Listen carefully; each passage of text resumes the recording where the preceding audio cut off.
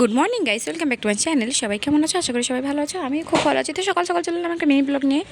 আর যেহেতু এটা জ্যৈষ্ঠী মাস, আর জ্যৈষ্ঠী মাসে শুরু হয়ে যায় মঙ্গলচণ্ডীর ব্রত, তার জন্য আজকে মঙ্গলবার, আজকে মঙ্গলচণ্ডীর ব্রত আছে, তার জন্য সকাল সকাল স্নান করে নিয়েছি। আর স্নান করে এখন রেডি হয়ে যাবো, সৈকতকে নিয়ে আসতে যাবো। তো সৈকতের এবার স্কুল ছুটি হওয়ার সময় হয়ে গেছে, যেহেতু 9:30 বাজে চললো, তার জন্য তাড়াতাড়ি করে নিচ্ছি, রেডি হয়েই যাবো সৈকতকে নিয়ে আসতে। আর প্রসাদও আনতে হবে, প্রসাদ না খেয়ে আমি তো খেতেও পাবো না, তার জন্য আর একটু সানস্ক্রিন অ্যাপ্লাই করে নিলাম আর একটু দুটো পরে নিলাম। এবার চুলটা ঠিক করে নেবো। চুলে আমার যা ফাঁস লেগেছে আমি নিজেই জানি আজকে, তার উপরে আবার মাথায় চান করেছি, ওরে বাপ রে বাপ, চুলের 12টা বেজে গেছে।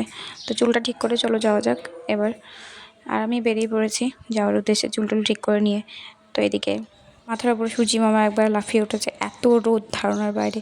আর এই গাছগুলো দেখে আমার আগেকার কথাগুলো মনে পড়ে যাচ্ছে। এই গাছগুলো থেকে আমি কত সফেদা, কত লেবু তুলে নিয়ে গিয়ে বাড়িতে খেয়েছি আগে, যখন আমি স্কুলে কাজ করতাম তখন।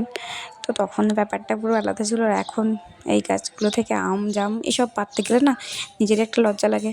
আরে ভাই, তখন আমার একটা নিজের মানে কি বলবো, সাহস ছিল যে আমি স্কুলে পড়াই বা না চাই আমি নিতে পারবো। আর এখন নিতে গেলে কে কী বলবে তার ভয় আগে লাগে। তো সৈকত বের হচ্ছে এর মধ্যে, ওই যে ওই দিকে আসছে, উনি আসতে টুকটুক করে লাস্টে। তো ওকে নিয়ে আবার বেরিয়ে যাব বাড়ির উদ্দেশ্যে। যেহেতু সব ছেলে জামা প্যান্ট এক, তার জন্য বোঝা দেয় যে কে কোনখানে আসছে। আর এই যে আমার সৈকত বেরিয়ে পড়েছে, আর উনি আগে আগে যাচ্ছে বাড়ির জন্য। এত রোদ ধারণার বাইরে, তারপরেই বলছে মা এবার আমাকে কোলে নাও।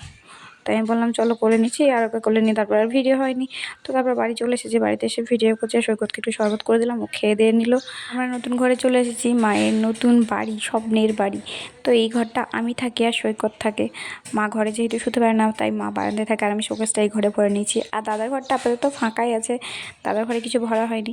ওইদিকে ভাই আর মামি মিলে আগেকার চৌকিটা ভেঙে গেছিলো, সেটা ঠিক করছে। তো চলো ভিডিওটা আজকের মতো এখানেই শেষ করলাম, দেখা হচ্ছে নেক্সট ভিডিওতে, টাটা।